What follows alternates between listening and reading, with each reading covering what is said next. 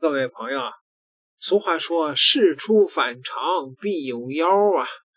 这个7岁写书，10几岁成名，被中国的这个最好的大学破格录取，而且呢在日本还拿外务省的经费。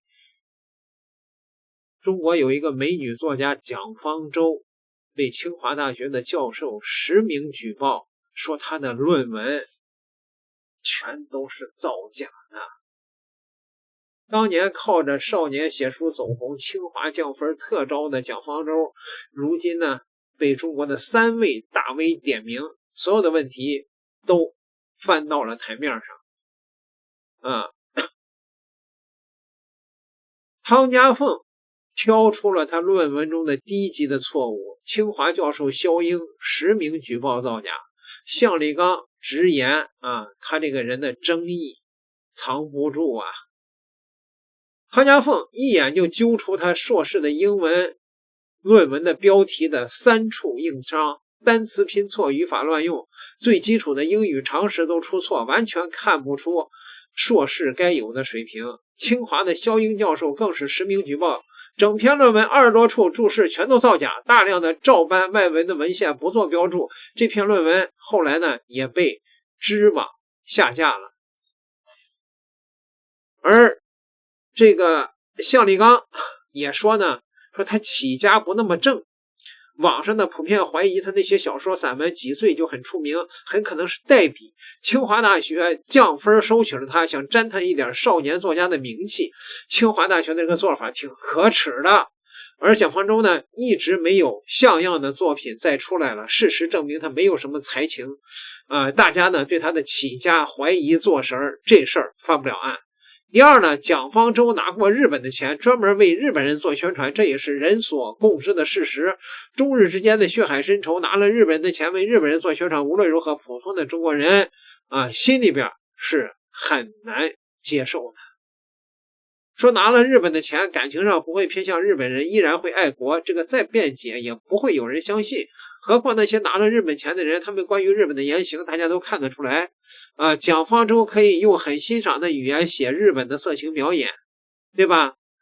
这玩意儿是不是拿了钱的结果呢？所谓的世上没有无缘无故的爱，也没有无缘无故的恨吧。对日本的观察，作家蒋方舟。我很多去日本的朋友或者到日本旅游的朋友都会觉得这个社会没有你目力所及的缺陷，总觉得好像10天、15天，甚至半个月，甚至1个月，都觉得这个社会挺完美的，然后都觉得这个社会还是挺完美的。但是我确实在待了1年之后，我觉得有发现这个社会的一些缺陷。比如说像我之前也说过，就是日本它是一个不太鼓励人发挥个人价值或者说实现个人价值这个社会。比如说它所有的企业都是终身制，就是一辈子干到老，然后它的这个激励机制也是一种对于你当一个螺丝钉的一个机制，就是在这个岗位上把螺丝钉的职责发挥好。然后它其实不太鼓励人实现个人价值，所以我们可以看到特别好的日本艺术家都是那种对于这种日本的文化和日本社会非常非常叛逆的，比如山本耀司、川久保玲、村上隆，他们都是特别叛逆，特别想要实现个人价值。有些人甚至是成名好多年之后都没有到日本本土再去办展览，都是非常的叛逆。所以我觉得对日本的看法，就是待了1年之后就发现这个社会的一些问题和一些缺点，这可能是我自己最大的一个对日本观察的一个改变。清华大学教授实名举报蒋方舟中国人民大学硕士毕业论文造假、文献造假、注释批量不规范、涉嫌抄袭等问题，引发广泛的关注。目前蒋方舟的这篇论文已经从知网上下架，怎么看这事儿？我的3点。第一，那大概率是真实的，因为论文的文献相关的注释就是为了索引的，也就是说按图索骥，结果呢你找不着，或者是文献错乱，根本就没有的，那显然这是存在大的问题。这名举报的教授说有可能会涉及到 AI 洗稿的问题。那在2019年毕业，2019年的时候 AI 的技术已经发展得很好，那么专业的领域可能会存在洗稿造假的现象，因为很多的错乱难以理解。第二点，目前中国人民大学呢没有给出相应的回应，这是在2025年8月份开始举报的，当时说90天给出相应的结论，但是现在10个月过去了，仍然没有给出结论。而且呢，我觉得这是一个问题还比较普遍，比如说贾钱钱，他的论文西北大学到现在一直没有给出相应的回应，而且从举报的内容来看，那么抄袭是比较明显的，但是很遗憾，这些大学在论文调查上显然不够给力。那到底是因为调查起来比较难，还是因为这些东西涉及面比较广，没有办法给社会一个交代？这是难以接受的。第三点，蒋方舟是天才，7岁的时候写文章，9岁的时候出书，12岁的时候报纸开专栏，后来被清华大学破格录取，一路走来也是引发广泛的争议。那等到27岁的时候，也就是2016年考入中国人民大学文学硕士，显然是为了深造的。我觉得某种程度上就是个提醒，在自己的履历上一定不要存在任何的瑕疵问题，更不要说道德相关的学术伦理的问题。如果是那样的话，那显然会对自己造成一个大的影响。你看，原本是为了提高自己呢，结果呢因此受到相应的这种非议，这是得不偿失。蒋方舟被举报一事登上了中国的热搜。7月4号，蒋方舟在他的个人社交平台发文，题目为请清华教授停止对我的网暴、造黄谣及污蔑式的举报，公开回应肖英对他的论文造假的指控。随后呢，清华教授肖英回应蒋方舟指控其网暴、造黄谣、泄隐私，欢迎蒋方舟直接诉诸法律，我完全可以反诉他，但我选择不这么做。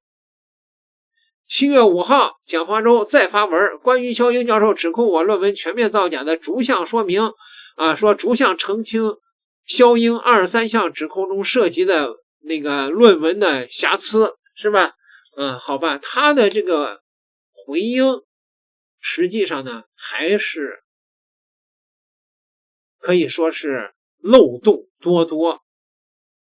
蒋方舟被举报论文造假后续，人在国外度假，清华老教授这次真怒了。朋友们大家好啊，说起蒋方舟，相信不少人第一反应就是当年红遍全国的天才少女，7岁动笔写作，9岁出版散文集，12岁就开报纸专栏，19岁被清华大学破格录取，刚毕业就当上了杂志副主编，一路走下来活脱脱就是爽文女主的剧本。可最近这桩学术圈的实名举报，又把这位沉寂许久的才女推到了风口浪尖。清华大学哲学系的肖英教授公开举报他在中国人民大学的硕士论文全面造假，直言是 AI 生成后全文机器洗稿的产物。更有意思的是，老教授前后追了快10个月，等了整整3个月调查结果没等到回音，彻底怒了才把事情闹到全网面前。可另一边的当事人蒋方舟反倒在国外周游度假，看画展逛景点，日子过得岁月静好。两相对比之下，这事藏着的门道可比八卦本身有分量多了。咱们先把明面上的来龙去脉捋清楚，大家就知道这事儿为什么能炸锅。其实肖英教授不是突然发难，早在去年8月，他就在自己的认证账号上发文，直指蒋方舟2019届的人大硕士论文有问题。之后10个月里，陆陆续续发了好多篇佐证材料，从网络公开举报到直接给人大校方发正式函件，一步步追着要说法。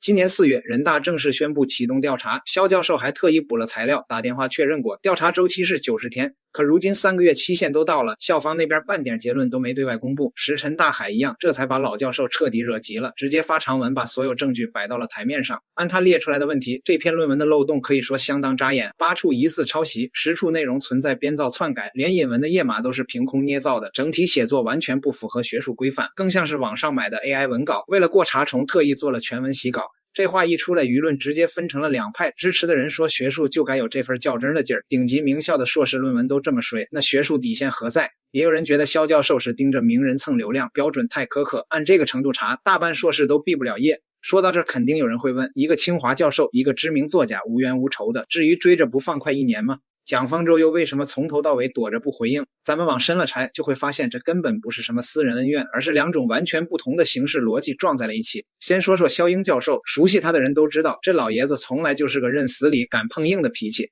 早年间他就多次发文批评央视春晚，2014年公开批评赵本山和2人转，还写过文章质疑韩寒代笔，被称为导韩檄文。这些年从高考作文到热门影视剧，只要他觉得不对劲的，就敢直接开口。说白了，他盯着的从来不是蒋方舟这个人，而是他背后那套名人就能放水的学术潜规则。他真正的质问从来只有一句：这样一篇漏洞百出的论文，为什么能一路通过导师审核、专家答辩，顺顺利利拿到硕士学位？如果名校的学位可以靠名气、靠洗稿混过去，那对千千万万老老实实写论文的普通学生来说，公平在哪儿？这份较真真不是闲的，是对学术底线的较劲。反观蒋方舟这边，他的应对方式也从来没变过，全程沉默，不解释，不兑现，该干嘛干嘛。举报闹得最凶的时候，他人已经在欧洲周游列国，在罗马看画展晒日常，心情半点不受影响。其实这也不是他第一次这么做了，早年被质疑高考破格录取不公平，他没正面回应，后来陷入代笔风波，他只说自己在伦敦看奥运会，没什么好说的。再到东京1年被扒出段落和名家散文高度相似，他也照样没吭声。很多人说他是心理素质好，其实说白了，这是最划算的选择。他从出道起吃的就是天才少女的人设红利，这么多年写书、上节目、接商业合作，全靠这层光环撑着。真要下场兑现，赢了也要掉层皮，输了人设直接崩塌，反倒不如装没听见。等热度散了，大家慢慢就忘了。就像商家卖东西，有人说你货不对版，你越解释越像狡辩，闭麦拖着，最后多数人也就不了了之了。可这件事最核心的矛盾恰恰就藏在这份不了了之里。我们不妨对比一下，一边是64岁的老学者，花10个月查资料、发函件，死磕一篇毕业多年的硕士论文，就为求一个学术上的公道。另一边是享受了20多年天才光环的公众人物，拿着名校的学位，顶着才女的名头，面对质疑连一句正面回应都不肯给。一个把学术尊严当回事儿，一个把公众信任当可有可无的背景板，这种反差比论文造假本身更让人唏嘘。再往深一层说，这件事戳中的其实是大众心里一直存着的疑问，那些被破格录取、被一路捧着的天才，到底有多少是真才实学，又有多少是包装出来的人设？蒋方舟当年高考降60分进清华，已经引发过一轮争议，大家不是容不下天才，是容不下占了特权的便宜，却交不出匹配的成果。就好比运动会给了你免试参赛的资格，结果你跑出来的成绩还不如普通选手，大家自然会问，这个资格到底是凭本事拿的，还是凭名气换的？更值得警惕的是，如果名人的论文可以放水，审查可以睁一只眼闭一只眼，那学术的公信力就会一点点被耗光。今天可以有一篇洗稿的硕士论文顺利毕业，明天就会有更多人抱着侥幸心理钻空子，最后毁掉的是所有认真做学术的人的心血。这也是为什么肖英教授的较真会得到那么多人支持，大家支持的不是某个人，是学术面前人人平等的底线，是名校学位不该掺水的共识。其实说到底，这件事到最后，我们等的从来不是谁输谁赢的八卦，而是一个明明白白的调查结果。论文到底有没有造假，审查环节有没有问题，该追责追责，该澄清澄清，给较真的学者一个答复，给公众的质疑一个交代，也给学术底线一份该有的尊重。最后我也想说，人设永远撑不起真才实学，流量也换不来真正的口碑。这个时代从来不缺被捧出来的天才，缺的是沉下心做真东西的人。一时的光环可以靠包装，可一辈子的路终究要靠真本事走。沉默可以躲得过一时的舆论，躲不过时间的检验。真金不怕火炼，掺了水的才华早晚会露馅。好了，今天的话题就聊到这儿。你怎么看待这场学术举报风波？说说你的看法，咱们下期再见。首先呢，肖英说他引用了不存在的那个出处蒋方舟呢辩解说我引用的那一段是在人家英文的原著里边，可是肖英说你这个论文上写的是引用的中文的译本啊，那中文译本上哪有那段话呀？当然这可以说是个小瑕疵啊，但是反过来说，那是不是蒋方舟根本就不懂英文，他摘抄的那一段就是网上流传的鸡汤，他都不知道那个鸡汤的出处呢？对吗？还有20处注释全部虚构这个呢，蒋方舟回应模糊，降级处理。多段段落直接照搬外文的译作，蒋方舟这个根本就没有回应抄袭的他根本就没有回应。洗稿回避了独创性的归属问题，说蒋方舟的正文洗稿但是呢，蒋方舟回应称呢，作者没有将他人的独特性表述据为己有，就那意思吧洗稿的核心不在于是否据为己有，而是在于没有经过充分改写和标注的情况下整段的搬别人的这个发表的论述，所以说他把洗稿和抄袭混起来了。即便你不算抄袭，但是你引用人家没有标明出处，你在论文里就不合适了，对吧那问题是你不是自媒体啊，我们的自媒体有时候在那个互联网上天南海北的看到一段好观点，我们也搞不清这个原出处在哪里，我们就给大伙说了，是吧？我们这也不叫抄袭，我们这也不叫洗稿，因为我们不是发表的那个正式的论文，对吧？但是蒋方舟你就不一样了呀，你在论文里边一定要标明严格的出处啊，是不是啊？所以来整的来看啊，这个蒋方舟的这个回应啊，可以说是此地无银300两啊。这个蒋方舟呢，而且在回应中呢，对肖英进行了人身攻击啊，说人家人品有问题啊，花了大量的篇幅对肖英进行人格画像，说他以前是什么媚日的，嗨，这个蒋方舟说的那些话，他还说人家肖英媚日，是吧？好吧。我是老吴同志啊，看到蒋方舟回应被指论文造假的热搜了。其实这件事我一直在关注。说实话，我对蒋方舟一直是有相当看法的。他那个回应我也是从头到尾看完了，看到最后一句的时候我笑了。他说，针对肖英教授的一系列网暴、造黄谣、泄露隐私的行为，我会通过正式渠道向清华大学相关机构提交材料，也会保留依法维护名誉权、隐私权和人格尊严的权利。说良心话，肖英教授发的那些东西我真没看出来究竟是哪里造黄谣了，反倒是蒋方舟的这个所谓回应让我想起来当年他的一篇帖子，各位看截图。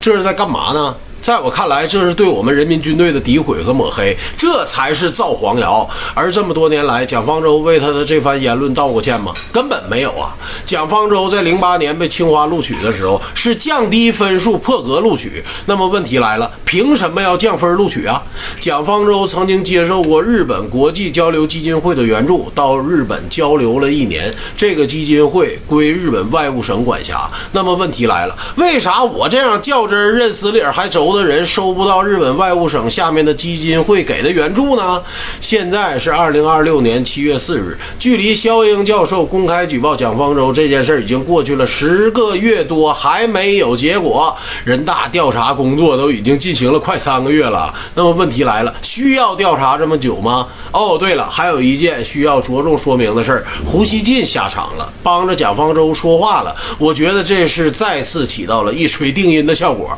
蒋方舟当年在日本外务省的资助下写了一本名为《东京1年》的书，在这里面有一个描述，当年我看罢之后真是觉得惊为天人，就是那个75度金枪鱼的，看个那样的表演都能吹出来彩虹屁，我真的是不知道该说什么好了。那么蒋方舟这件事不禁让我想到了另外一件事，今年6月23日，陕西省教育厅就贾浅浅被指学术不端一事回应称，西北大学调查很快有结果，若查实将撤销其教师资格。他们这个调查是今年4月9号开始的，到现在过去2个多月了，也是快3个月了。为啥调查这样的事就这么费劲呢？有些时候拜读贾浅浅的文章，真的觉得他跟蒋方舟写的那些东西在某些程度上是有着一定的共性存在的。那么这2位的调查究竟什么时候才能出来结果呢？这2位是不是有点什么说法啊？网友同志们，你们有什么观点和看法？评论区里告诉我。